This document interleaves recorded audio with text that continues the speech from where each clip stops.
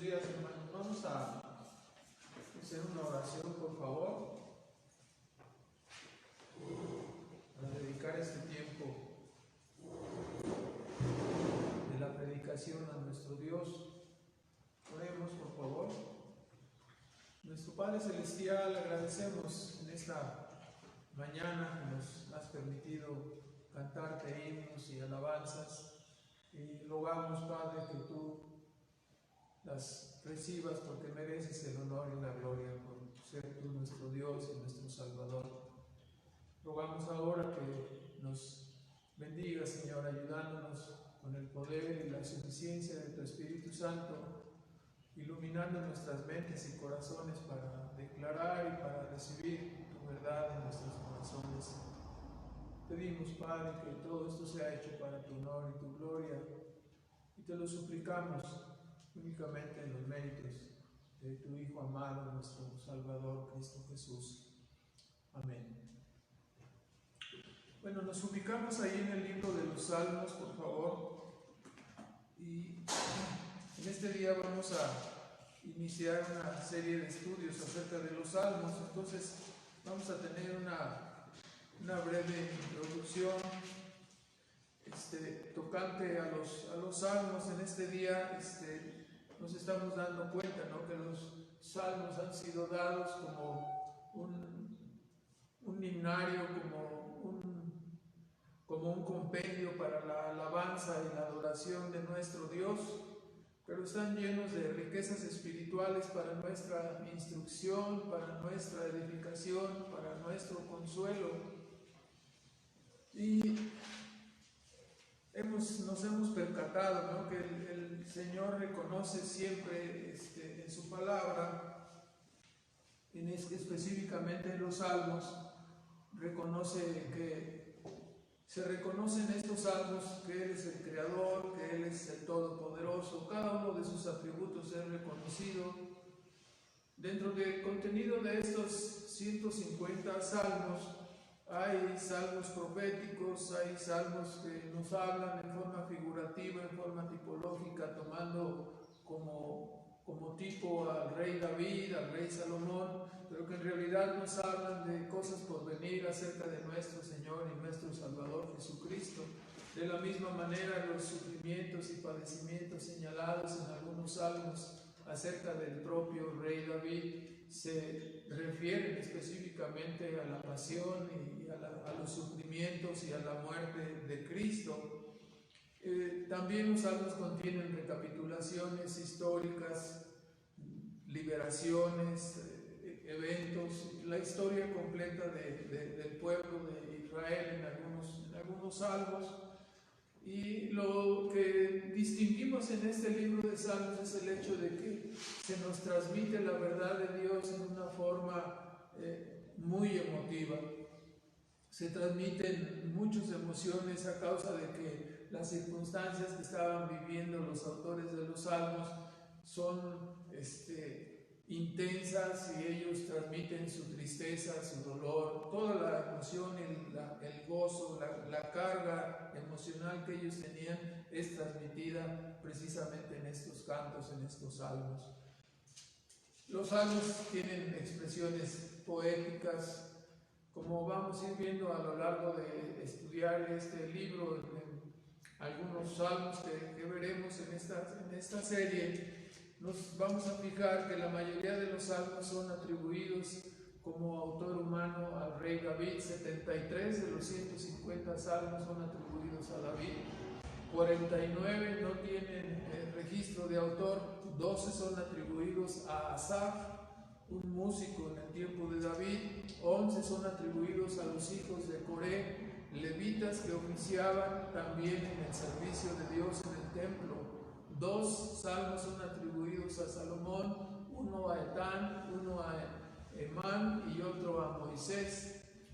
En su mayor parte, los salmos fueron escritos a lo largo de un amplio periodo de tiempo, desde el tiempo de Moisés, 1500 a.C., hasta el tiempo del exilio, alrededor del año 585 del exilio babilónico, antes hasta el tiempo del exilio babilónico en el año 585 antes de Cristo más o menos.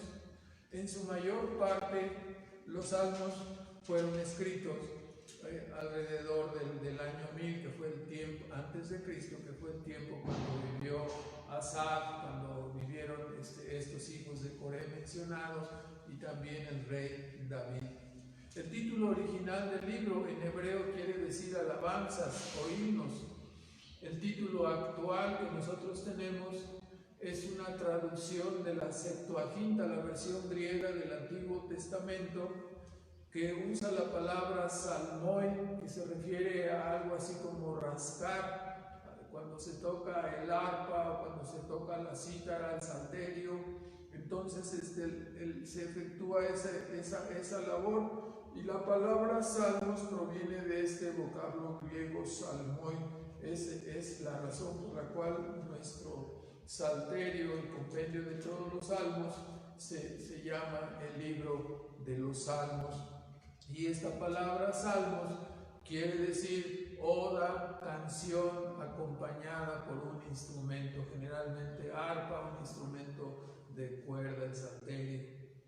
Ahora, como ya vimos, los salmos se usaban para grandes festejos, como el hecho de llevar, cuando se regresó el arca a Jerusalén por parte del rey David, o cuando se dedicó el templo por parte del rey Salomón, ocasiones muy especiales, y aparece precisamente la entonación y el clamor. Había un gran equipo de personas. Nos dice Primera de Crónicas 15:22 que aún había un director, que sería como algo parecido a lo que nosotros tenemos ahora como un director de orquesta. Aparecen también en los salmos muchos subtítulos. Algunos se refieren, como en el Salmo 18, a las circunstancias que rodeaban al momento en que los salmos fueron escritos. Así el Salmo 18 nos indica en su nota marginal que este salmo fue escrito cuando David fue liberado de la persecución atroz que sufrió por parte de Saúl. También hay otras ilustraciones como indicaciones en el Salmo 4, donde se dice al músico principal sobre Nejinot. Esta palabra Nejinot significa cuerdas, o se refiere sobre cuerdas. También en el Salmo número 3, en el versículo 2, se nos dice una palabra, ¿no?, que está continuamente. Muchos dicen: de mi vida no hay para él salvación en Dios, y luego dice Selah. Esta es una indicación que significa silencio o espacio, ¿no? Un espacio o un tiempo de silencio. En el Salmo 5 aparece otra anotación como al músico principal sobre Neilot. Esta palabra tiene un significado como sobre flautas o con el uso de flautas. También aparece en muchos salmos, por ejemplo Salmo 32, Salmo 42, aparece la palabra másquil, que la Septuaginta, la versión griega del Antiguo Testamento, interpreta esta palabra másquil como significando con entendimiento, con inteligencia. Y los salmos que tienen esta nota másquil o másquil contienen palabras que significan enseñanzas didácticas o instrucciones, o salmo que contiene sabiduría. Así pues, en un vuelo de pájaro, esto es algunas de las significados de las anotaciones en el libro de los Salmos. Ahora vamos a enfocarnos, por favor, en el Salmo número 1, comenzando esta serie. Este salmo es la introducción a todo el salterio y nos habla en forma magistral de la senda de gloria, y también nos advierte acerca del camino y los peligros que acechan a los hijos de Dios, ¿no?, el camino de los malos. Y vamos a fijarnos. En primer lugar, tenemos 5 puntos en este breve salmo de 6 versículos.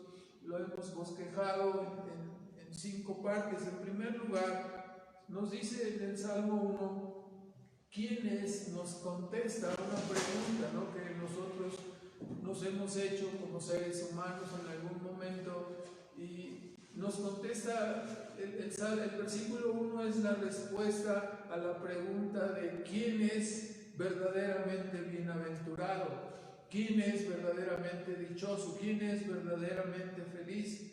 Y así el versículo 1 nos dice que el bienaventurado es el varón y nos da una definición. De acuerdo con la Biblia, esta palabra bienaventurado es una palabra muy importante. Significa en una forma general, quiere decir una persona que ha resuelto el problema de sus pecados y ha resuelto cómo dar cuenta delante de Dios. En el famoso sermón de Cristo, el Sermón del Monte, capítulo de Mateo 5, 6 y 7, la persona bienaventurada es aquella persona que bajo la influencia y la convicción del Espíritu Santo ha experimentado su propia pobreza espiritual. Dice, bienaventurados los pobres. ¿Quiénes son los pobres? Los pobres en sentido espiritual. Alguien que ante el escrutinio de la ley de Dios y de la palabra de Dios se siente a sí mismo como miserable, se siente a sí mismo como si no valiera nada. Dice igualmente, ¿quiénes son los bienaventurados? Los que lloran. Dice, aquellos que a causa de su pobreza lloran por esa condición, por esa triste situación en que está sumida la persona, y que el escrutinio de la santa ley de Dios le dice que es una persona que está bajo el estigma de condenación de parte de Dios, y la persona en esa circunstancia llora porque se da cuenta que separado de Dios no vale nada, y llora porque su condición no la puede remediar él mismo. Es una persona que no tiene ni remedio ni esperanza, y así la persona llega a convertirse en sus propios ojos en una persona mansa, puesto que no vale nada, puesto que no es nadie. A los ojos de un Dios santo, la persona queda totalmente humillada y su ego y su orgullo son abatidos.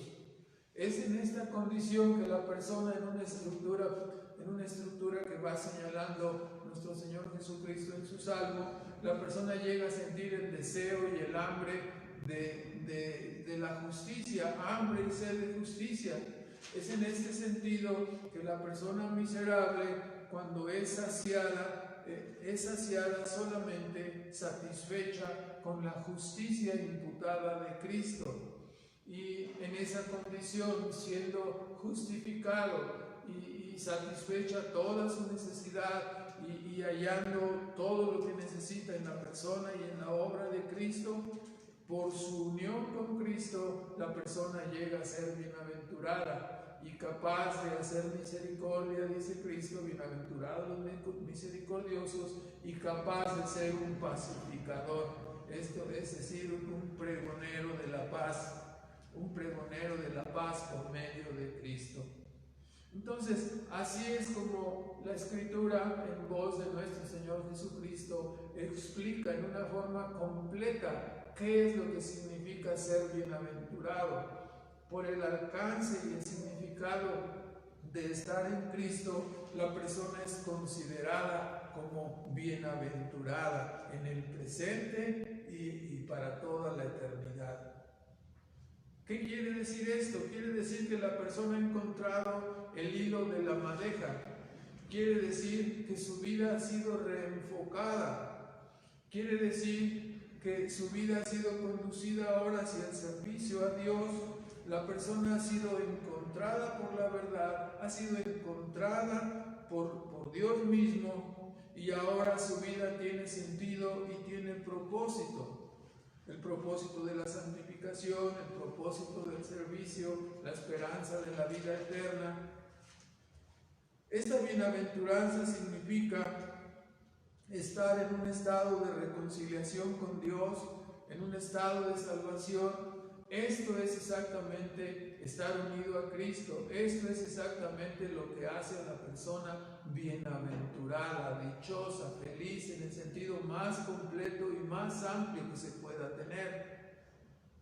Es curioso también que la palabra usada aquí en el hebreo como bienaventurado, la palabra es un plural, lo cual pone de manifiesto las múltiples gracias y favores que acompañan a toda la salvación que Cristo da a sus hijos. Se trata entonces de un nuevo nacimiento a una vida útil, a una vida con propósito de la mano de Dios. Significa bienaventurado, es encontrar nuestro lugar en el rompecabezas de la vida presente y tener una esperanza viva, segura para la vida venidera. Eso es lo que es ser bienaventurado. Ahora, después de entender esta palabra que he señalado al principio de este Salmo primero, nos dice la Escritura, describe en segundo lugar el estilo de vida de un bienaventurado. Y lo hace en dos partes. Lo hace primero describiendo el estilo de vida en sentido negativo, lo que no hace el bienaventurado, y en sentido positivo, lo que sí hace. Vamos a enfocarnos en primer lugar en el aspecto negativo. ¿Cuál es el estilo de vida que tiene un bienaventurado? ¿Qué es lo que él no hace? Y se explica en tres preceptos. En primer lugar, el varón que es un varón que no anduvo en el consejo de los malos. Segundo lugar, que no estuvo en el camino de los pecadores. Y en tercer lugar, que no se sienta en la silla de los escarnecedores. Ahora, estas tres descripciones vamos a ampliarlas un poquito. Que no anda en consejo de malos se refiere a los principios, se refiere a las normas que gobiernan la vida de un creyente, de una persona bienaventurada. Se trata el consejo del creyente, el consejo, el fundamento de su vida, es su filosofía, su estilo de vida, y este estilo y filosofía son diferentes a los del mundo. Mientras el sumo bien de los que están en el mundo es satisfacer los deseos de los ojos, los deseos de la carne, la soberbia de la vida, se centra en las personas de este mundo, se centran en las cosas terrenales, en las cosas temporales. En cambio, los valores y principios, el consejo que gobierna al creyente son los mandamientos y la verdad de Dios. Ese es su consejo, esa es su filosofía de vida. Es completamente teocéntrico, cristocéntrico. No hay desvarío ni dudas con respecto. Una persona bienaventurada no tiene dudas con respecto a lo que debe hacer, con respecto a lo que debe ser como persona. ¿Por qué? Porque Dios le ha salvado, porque Dios le ha iluminado con su verdad y le ha dado un estilo de vida, una filosofía de vida, una manera de vivir. Ahora entonces, no está en el mundo ni vive en las cosas del mundo, no es ese su estilo, no es su filosofía de vida. En segundo lugar, cuando dice que no estuvo en camino de pecadores,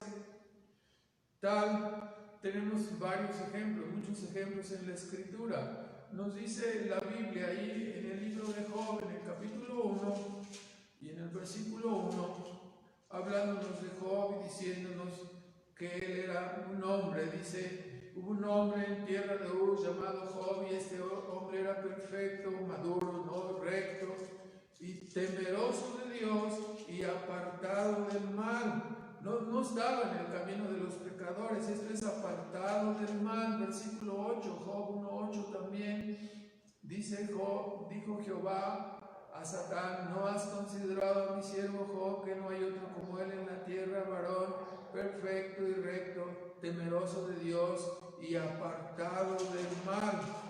No estar en el camino de los pecadores es apartarse del mal. Ya no continúa la vida en su estilo antiguo.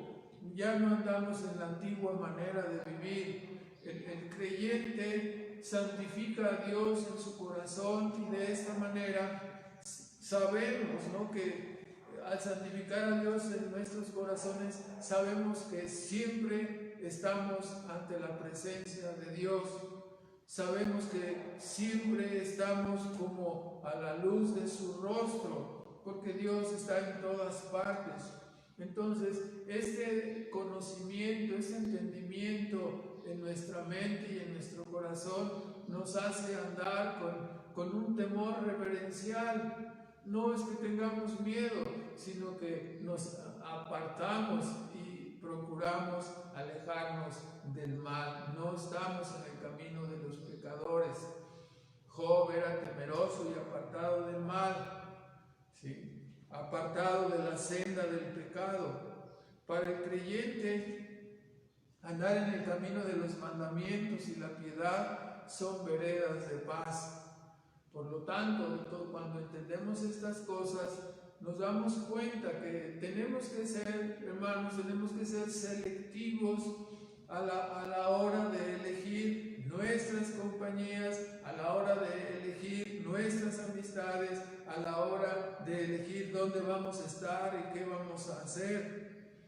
Hay muchos familiares o compañeros de trabajo, de estudio, que por sus actividades, que por lo general incluyen diversiones insanas, alcohol, quizás drogas, muchas cosas, estas compañías, estos no son favorables, ¿verdad?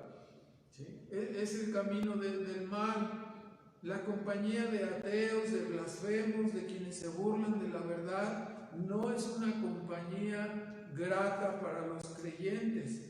Parrandas, fiestas, desvelos, tranzas, maldad, no son buenos caminos para los creyentes.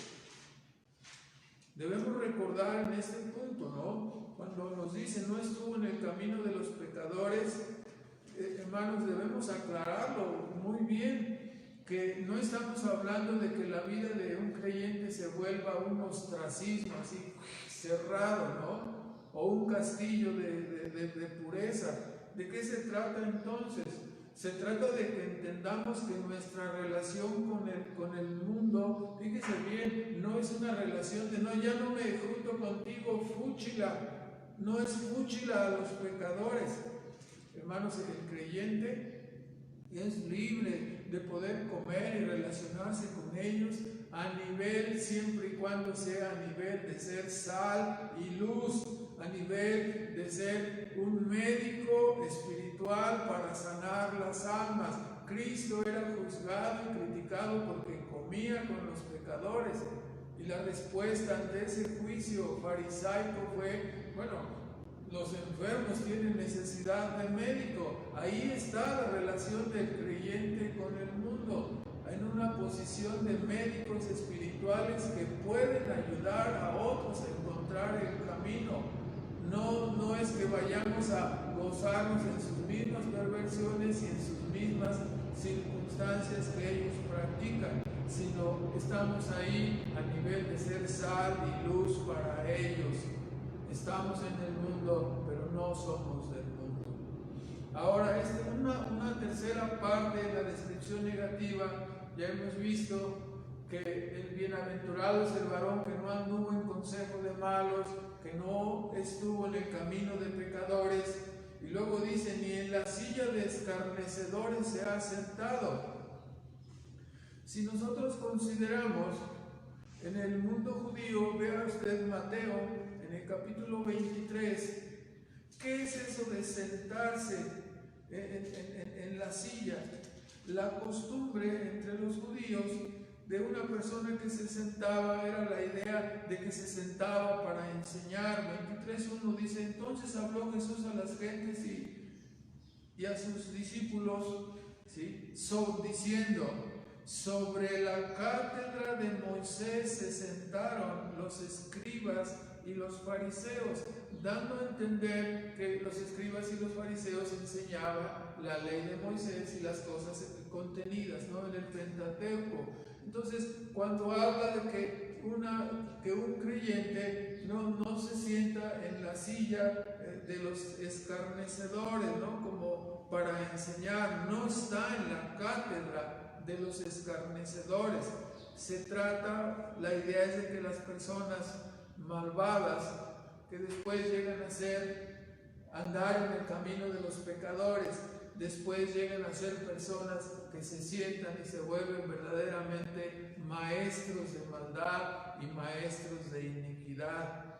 Al cristiano se le hace no grato estar escuchando la cátedra de la maldad, no está ahí entre los que se sientan para estar escuchando las historias y las maldades de los escarnecedores, que ya son expertos en el pecado y que por lo general se burlan de la verdad, se burlan del evangelio.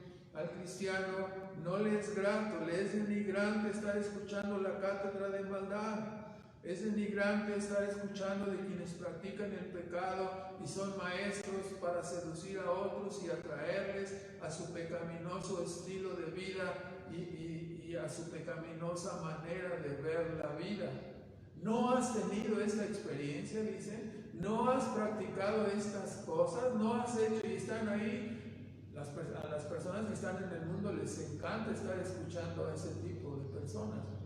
Los creyentes, dice, se apartan, ¿no? Dice Pablo en Efesios 5, versículo 11 y 12. Nos dice ahí en el capítulo 5, versículo 11 y 12, no comuniquéis, no participéis con las obras infructuosas de las tinieblas, antes bien redarguirlas, porque torpe cosa es aún hablar de lo que ellos hacen en oculto. Entonces, en sentido negativo, una persona bienaventurada no se sienta en la cátedra de estos maleantes ni participa en estas cosas. Esta silla de escarnecedores no solamente se refiere a las cosas malignas, a las cosas al estilo de vida pecaminoso, pero esta silla de escarnecedores pudiera no ser meramente el camino del pecado, sino también la silla de los falsos maestros y falsas religiones que engañan y que pierden a los inconstantes y a los de doble ánimo. ¿Sí? No vamos a pasar a la casa a los falsos testigos para estar escuchando todas sus necedades y todas sus incongruencias, ¿verdad? No vamos a recibir a los gnósticos para estar escuchando toda la basura que están enseñando. O sea, dice, no se ha sentado en la silla de los escarnecedores, ni en el sentido de la maldad, ni en el sentido de la falsa doctrina o la falsa enseñanza. Entonces la Escritura nos dice, ¿no? Y nos advierte en otras partes, mirad, dijo Cristo, ¿no? Que nadie os engañe, que nadie os aparte, dijo Pablo, de vuestra firmeza que es en Cristo Jesús. Ahora, cabe señalar que estos adjetivos, cuando la Escritura dice, no anduvo en consejo de malos, ni estuvo en camino de pecadores, ni se ha sentado en la silla de los escarnecedores, estas palabras son adjetivos presentados en un sentido progresivo. Nos hablan de cómo una persona llega a convertirse en un maleante hecho y derecho, ¿no? ¿Qué es lo que ocurre? Primero la persona escucha ocasionalmente el consejo de mal, escucha a los malos, ya lo tiene en su mente, ya lo tiene en sus deseos. Después de algún tiempo eso viene a desembocar en que la persona dice, pues voy a salir con estas personas, y comienza a andar en los caminos. Bien dice, ¿no? En el mundo que han entre lobos aullar se enseña. Y el asunto es la persona comienza a caminar en tales caminos para a la postre convertirse en una persona como esa, ¿no? En un maestro de iniquidad y de maldad, y llega a sentarse, como dice la versión poética de este salmo, llega a sentarse en la pestilente cátedra del error. La única manera de escapar de este proceso de endurecimiento, de encallecimiento. ¿Sí? Es a través del arrepentimiento de pecados y de la fe en Cristo Jesús. Para todas las personas que han caído en ese proceso, en ese procedimiento, que están en ese canal y van hacia allá, que empezaron con un poco de mal, después se habituaron a andar en las cosas malas, hasta que finalmente se están haciendo maestros de maldad. La única solución es que ruegues a Dios que te salve, ruegues a Dios que te perdone, ruegues a Dios para poder escapar de ese terrible mal y de esa condenación. Ahora, la Escritura no en vano nos dice en Isaías 55:7, no deje el impío su camino y el hombre inicuo sus pensamientos.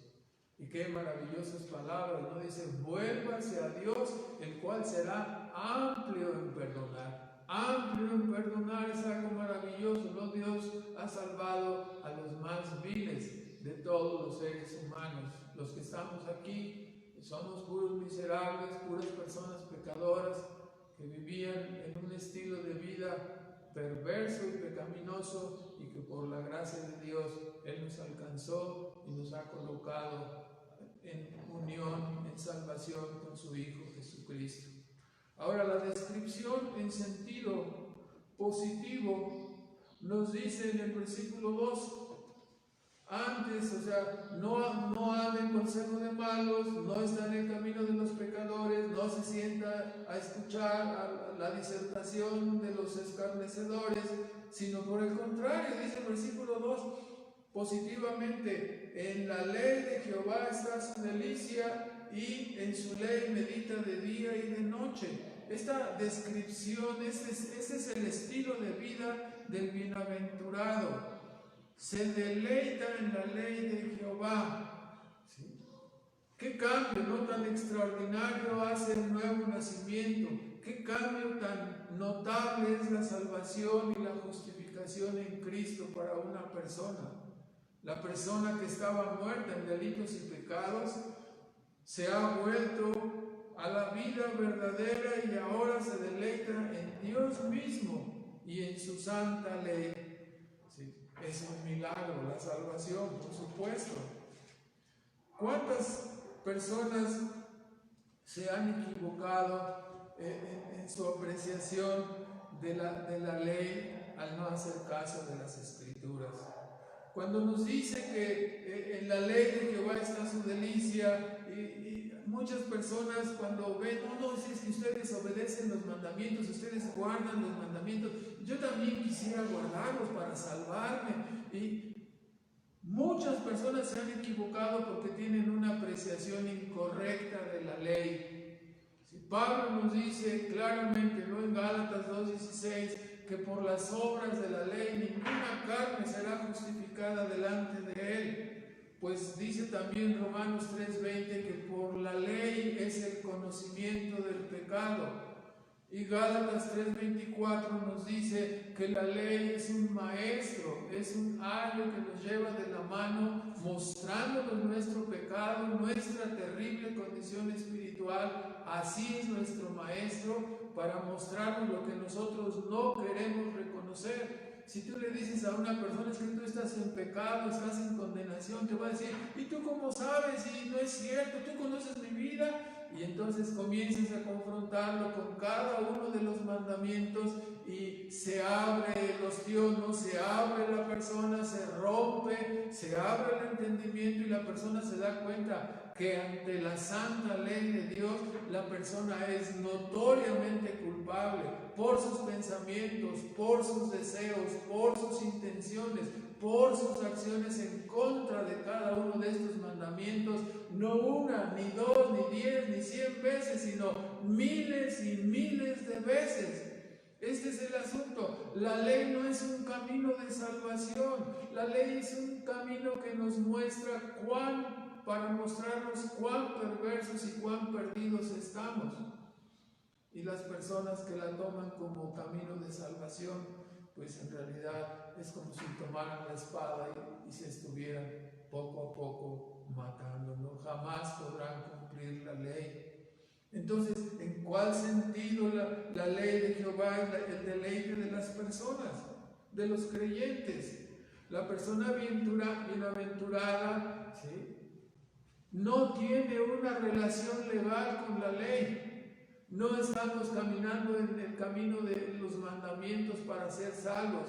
Estamos caminando en esos caminos de los mandamientos porque Cristo ha cumplido toda la parte que corresponde a la obediencia legal, ¿sí?, en nuestro lugar. Cristo vivió una vida perfecta de todos los mandamientos. Cristo sufrió el castigo de todos los mandamientos. En la cruz del Calvario sufrió el infierno de cada uno de sus hijos en su lugar. Entonces, nuestra relación con la ley es a través de Cristo, y Él la ha cumplido, y la ha cumplido completamente, totalmente. No quedó nada para cumplir, no quedó ninguna justicia que hacer por parte de nosotros, ni ningún castigo que sufrir por parte de nosotros. Cristo agotó toda esa área de la relación legal de un creyente con la santa ley de Dios. Entonces, ahora la ley ya no nos condena porque nos condenó en Cristo. La ley ya no nos exige perfección porque la perfección, la obediencia perfecta la rindió Cristo. Ahora nuestra relación con la ley es una relación nueva. Es a nivel de personas liberadas de su terror y de su condenación.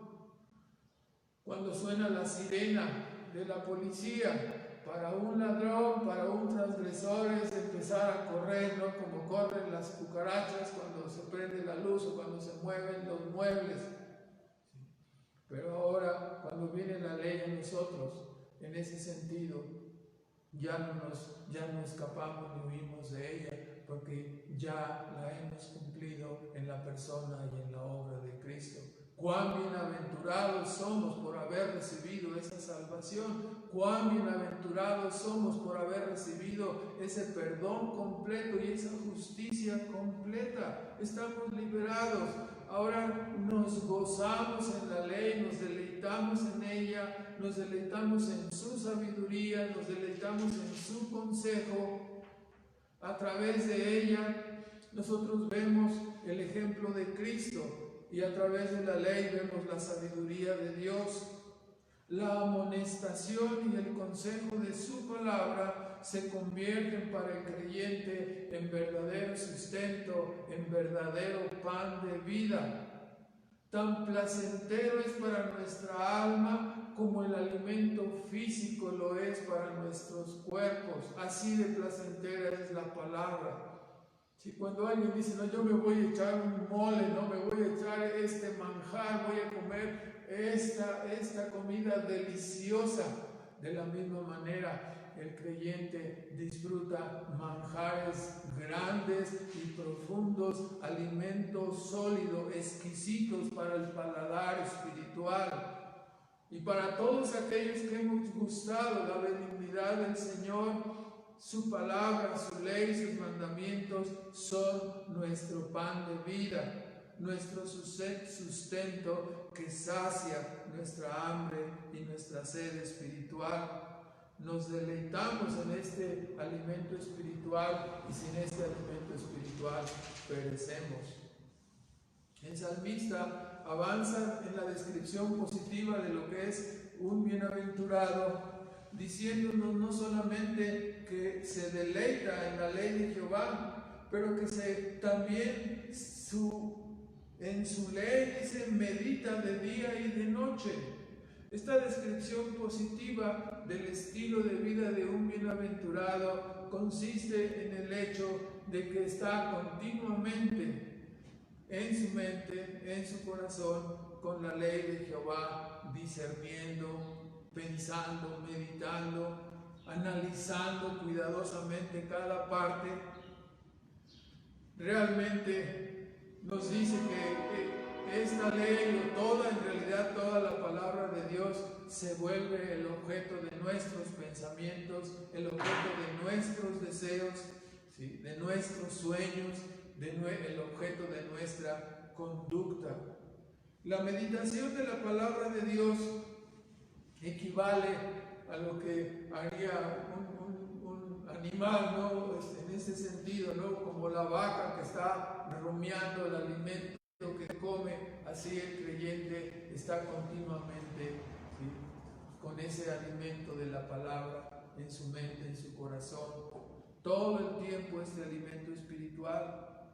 Es como lo que es la gasolina para el motor. También la palabra es la gasolina que mueve el motor de nuestras vidas.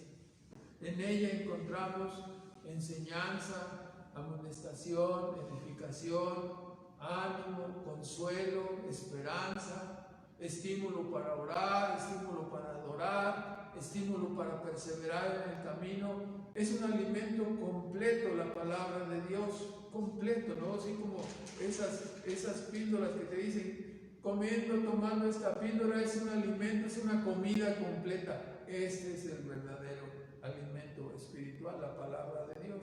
Es un alimento completo, contiene todas las vitaminas, todos los minerales, todo lo necesario para la vida espiritual. Esta meditación no se trata de una mera memorización de la palabra, sino que se trata de una persuasión que por la obra del Espíritu Santo convierte este alimento en principios y reglas que gobiernan y dirigen nuestros pensamientos, nuestros deseos y nuestras acciones. Bueno, es una descripción bastante fuerte, ¿no? En su sentido negativo, no anda en consejo de malos, no está en el camino de los pecadores, ni está escuchando a los escarnecedores dando su cátedra en su silla. Positivamente, el creyente, ¿sí?, ama la santa ley de Dios, en ella está su delicia y es el objeto de sus pensamientos, de sus deseos, de sus acciones. En ella medita continuamente. En tercer lugar, ¿cuál es el resultado o la consecuencia de este estilo de vida o de esta bienaventuranza? Nos dice entonces en el versículo 3, nuestro tercer punto. ¿Cuál es el resultado, ¿sí?, de este estilo de vida?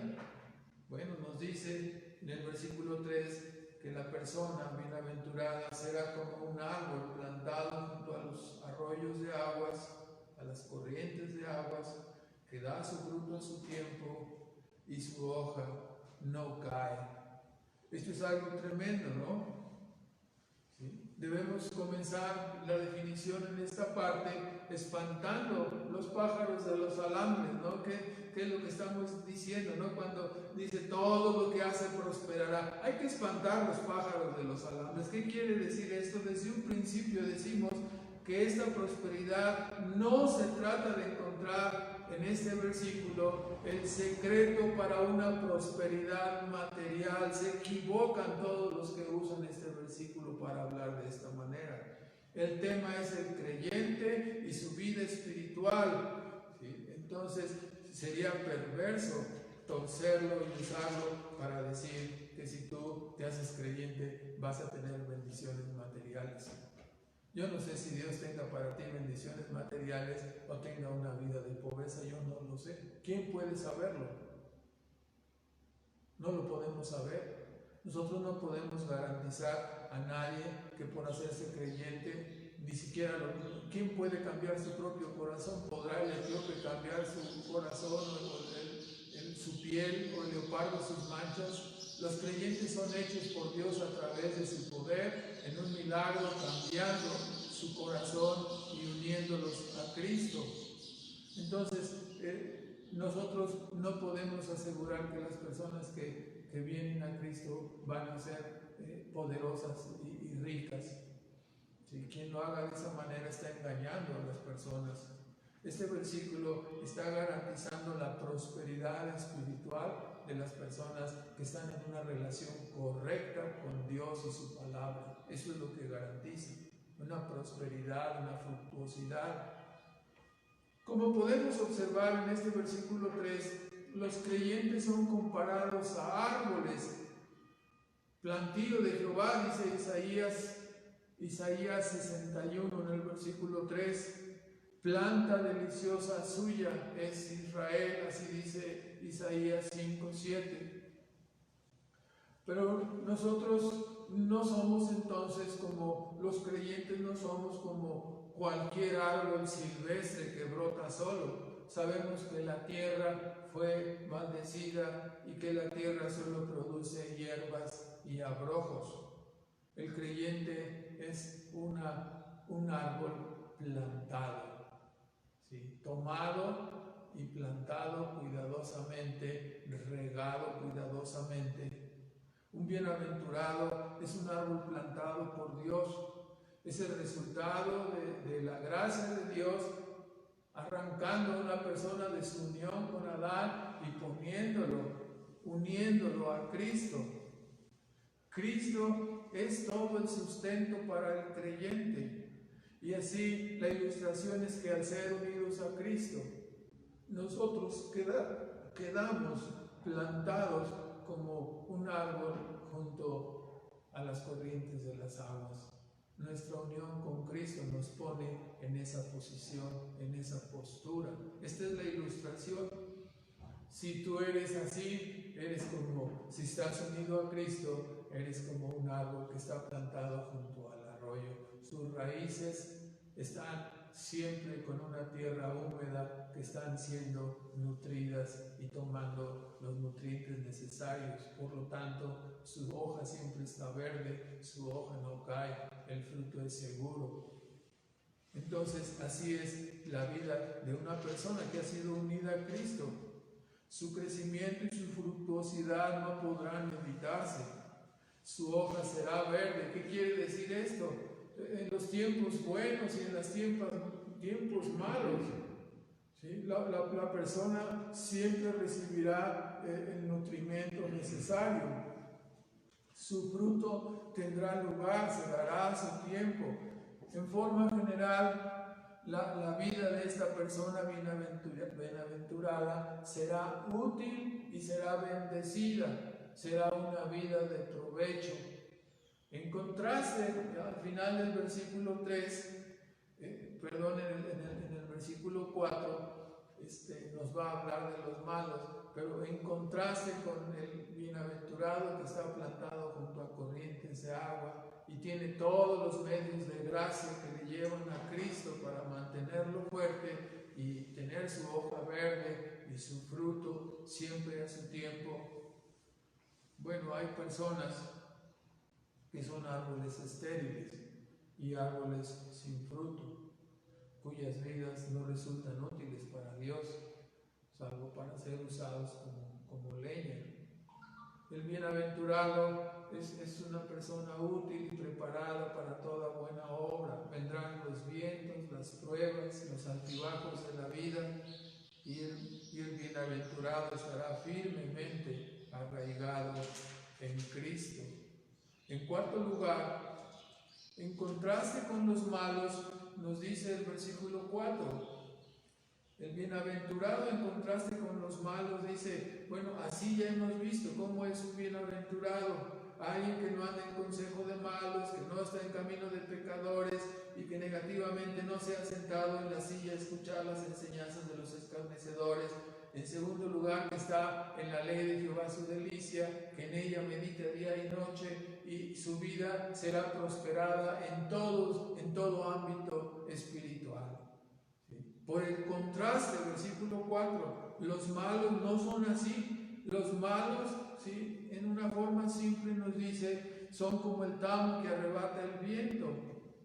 El tamo es la parte que sobra cuando un judío estaba cerniendo el trigo y lo levantaba para que quedara la pura semillita que utilizaba, pero la pajita o el polvo que se desprende y que el viento arrastra, a eso es comparado el malo.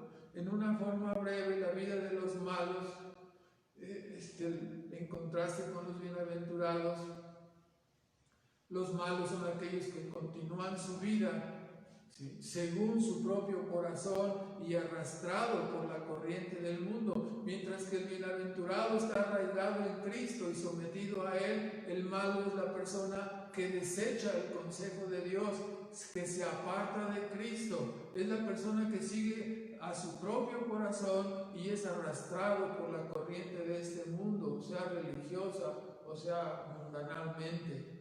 El estilo de vida de los malos que no llevan el yugo ligero de Cristo, eso les redundará en un significado tan deplorable para sus vidas. Su vida será tan valiosa como el polvo que arrebata el viento. Su vida será tan valiosa como la paja que se lleva el viento cuando está siendo limpiado el trigo. Su vida será tan sin valor como la paja o la cáscara del trigo cuando está siendo limpiado. En quinto lugar y último, el resultado final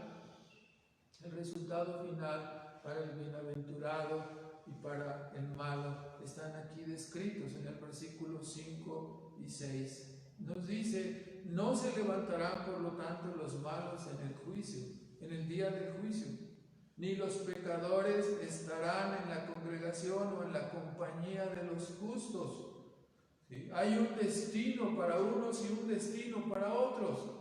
¿Sí? Jehová el omnisciente, Jehová el que determina, Jehová el que según su presciencia ha escogido a sus hijos. Él conoce el camino de los justos, pero la senda de los pecadores, dice, perecerá. Los malos, quiere decir estos versículos, el resultado final es que los malos no tendrán éxito cuando se presenten ante la presencia de Dios. Muchos malos tienen éxito en este mundo. Muchas personas son consideradas y exaltadas en esta época temporal, en este mundo terrenal. Son exaltados como si fueran grandes héroes y grandes personas, y son reconocidos hasta mundialmente, sin tener una unión con Cristo. Y la palabra nos advierte que tales personas no prosperarán ni les será reconocido en ningún sentido de parte de Dios esta fama o este éxito mundano. Para Dios no significa absolutamente nada. Mientras la persona está separada de Cristo y no sometida al consejo de Dios, la persona no tendrá ningún valor delante de Dios. No tendrá éxito, se presentarán ante el juicio de Dios y ahí será manifiesto su fracaso, porque vivieron una vida no conforme a Dios, sino conforme a su propia rebeldía, a su propio corazón rebelde y a su propia inclinación pecaminosa. No teniendo estos malos una justicia que les defienda, y habiendo vivido en rebeldía contra Dios y contra su Cristo, no podrán prevalecer. Lo que recibirán será una sentencia reprobatoria. Ya no recibirán medallas, ni aplausos, ni reconocimiento de este mundo, ni de los hombres, sino recibirán una sentencia reprobatoria de parte de Dios. Quizás su paso por la existencia temporal parecía de cómoda y placentera, pero al final no serán admitidos en la compañía de los justos, de los bienaventurados. Dios les echará de su presencia. Recibirán el menosprecio que ellos hicieron de Cristo y su verdad cuando ellos estuvieron en este mundo. Aunque parecía que Dios no existía para ellos, cada una de estas personas súbitamente entrarán al mundo espiritual, súbitamente entrarán a la eternidad para darse cuenta que la Biblia de la cual ellos se reían y se burlaban les estaba diciendo la verdad. ¡Qué contraste! Por un lado, gran felicidad para el creyente estar en Cristo en el presente, y al final, al entrar en la eternidad, su glorificación y vida eterna de gozo y comunión con Dios. Pero para el malo, en contraste, un destino eterno de miseria y de castigo, apartados de Dios, tan solo experimentando gran remordimiento, sin ninguna esperanza, sino padeciendo un eterno tormento de aquellos que resistieron al Dios verdadero. Terminamos entonces con unos comentarios. En primer lugar, la descripción del Salmo es tan cristalina y rotunda que todos aquellos que no tienen una relación viva y personal con la palabra se sentirán redarguidos y se sentirán cuestionados. Te pregunto, ¿cabe tu vida en la descripción de los bienaventurados? Te vuelvo a preguntar, ¿te define o te reprueba este modelo de bienaventuranza? Evidentemente, la tibieza y la mediocridad nunca ayudarán a la hora del examen. Medio leí, medio oré, medio viví, medio no me metí en el camino de los malos, medio anduve, o sea, la mediocridad y la tibieza no sirven a la hora del examen. Como dijo el profeta Elías, ¿hasta cuándo claudicaréis entre Dios y Baal? Si Jehová es el Dios, entonces servidle con todas vuestras fuerzas, con todo vuestro corazón, y degollar y destruir a los 400 Baales que todavía luchan, a los 400 ídolos y pecados que todavía están luchando en contra de tu salvación, ahí en tu propia alma, en tu propio corazón. En segundo lugar, por supuesto que cuando vemos la descripción de este varón, dice un varón, la descripción de este varón que es dado en el Salmo 1, por supuesto que es la descripción completa, ¿sí? Solamente puede ser cumplida en aquel segundo Adán y cabeza representativa de todos los redimidos, el cual cuando fue tentado, dice Hebreos 4:15, tentado en todo según nuestra semejanza, pero sin pecado. En él se cumple en forma perfecta la descripción dada aquí en este salmo. En todos los creyentes, como un pálido reflejo, esa imagen está formándose poco a poco a través del proceso de santificación en una imagen como la de nuestro gran Salvador, Cristo Jesús. Bendito ejemplo el de Cristo, el varón perfecto. Ejemplo que somos llamados a mirar y a seguir, porque a través del testimonio de sus hijos, a través de la declaración de la verdad y de vivirla de parte de sus hijos, entonces otra vez la sal y la luz están, ¿sí?, preservando y están iluminando a nuestro mundo. Y como dice Mateo 5:16, el nombre de nuestro Padre Celestial está siendo glorificado. Sigamos el ejemplo, miremos a Cristo y sigamos su ejemplo para que seamos sal y luz en medio de este mundo y que de esta manera el nombre de Dios sea glorificado. En tercer lugar, quiero recalcar que la obediencia de los creyentes hacia la ley de Dios, hacia su santa palabra, no es una obediencia legal como si a través de ella obtuviéramos la salvación. Se equivocan quienes así lo toman y quienes así juzgan la vida de los creyentes.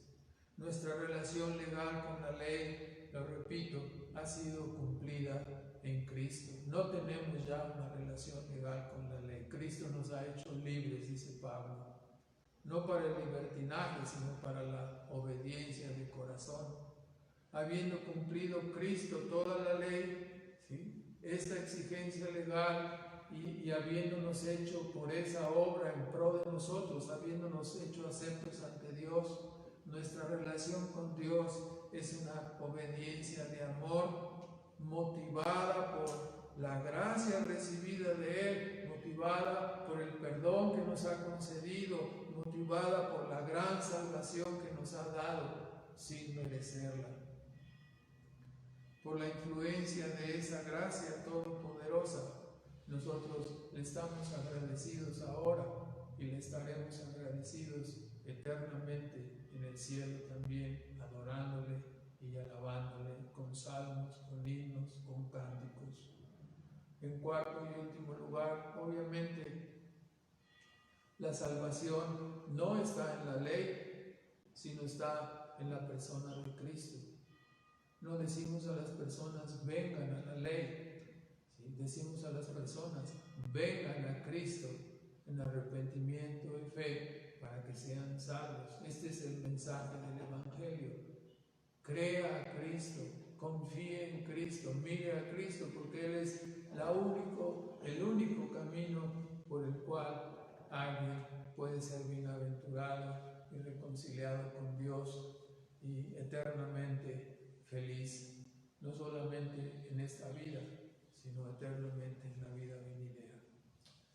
Gracias. Oramos, hermanos, por favor. Nuestro Padre Celestial, damos las gracias en esta mañana por tu palabra. Te pedimos que tú obres, que tu Espíritu Santo siga haciendo la obra en cada uno de tus hijos, edificando y construyendo para que seamos hechos en la semejanza de nuestro bendito Salvador, que es Cristo Jesús. Y Padre, que podamos reproducir en nuestras vidas la imagen, la vida, la obediencia, el trabajo que Cristo hizo estando aquí en la tierra, Señor. Ayúdanos, Señor, para escapar de los caminos perversos.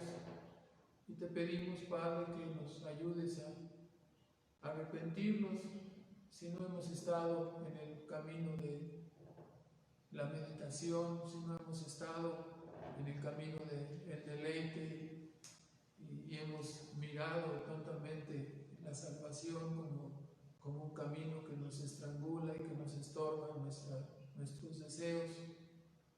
Señor, ayuda a cada uno de las personas que así se sientan, trayendo a sus corazones la bendición y el conocimiento de esta tu gran verdad, para que verdaderamente, estando unidos a Cristo, su vida sea un deleite en tu palabra y su vida también sea una vida de un ejercicio y una relación viva con la verdad de tu Evangelio.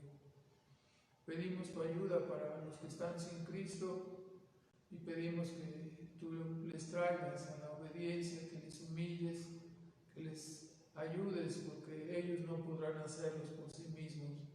Pedimos que tengas misericordia de sus almas y pedimos, Padre, que el nombre de tu Hijo Jesucristo sea glorificado en la salvación de todos aquellos que tú has elegido para vida eterna. Te bendecimos por tu palabra y te damos las gracias en el nombre de